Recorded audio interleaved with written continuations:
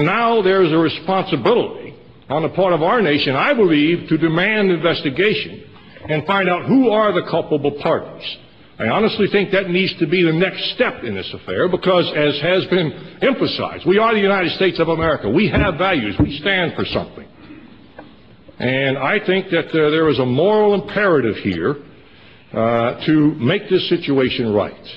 And I think from a moral perspective, and arguably even from a legal perspective, we have lawyers on the panel, I should let them talk about that, we bear a responsibility. As long as there are troops in Iraq, U.S. troops in Iraq, we bear a responsibility for what has happened and what should happen in the future.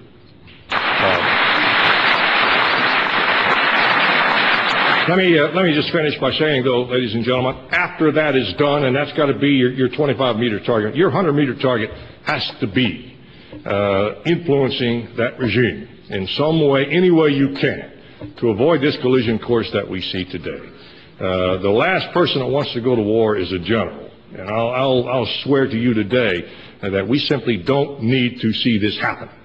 But inevitably it will, unless something is done. Thank you all for the watching.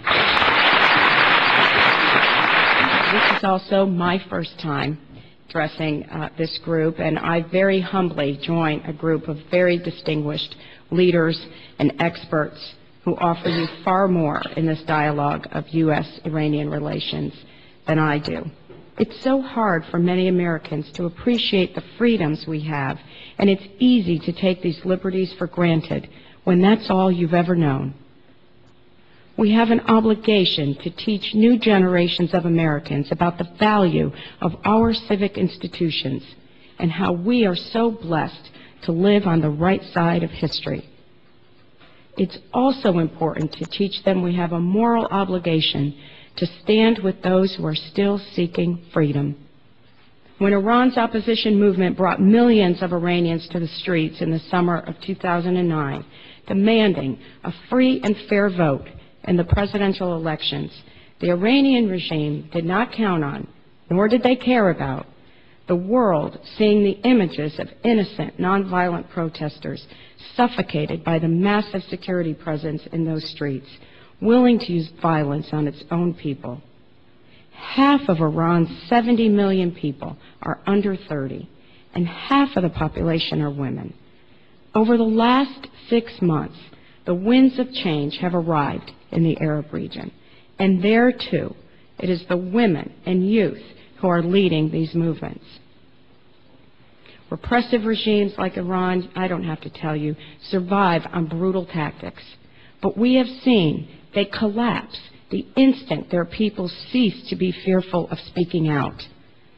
We need to put a spotlight on the leaders of this new wave of freedom and show how social media helps spark events in the Middle East.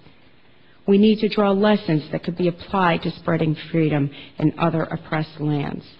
This new generation understands the need for political diversity and economic opportunity, and they understand the role of social media and how it allows voices, all voices, to be heard.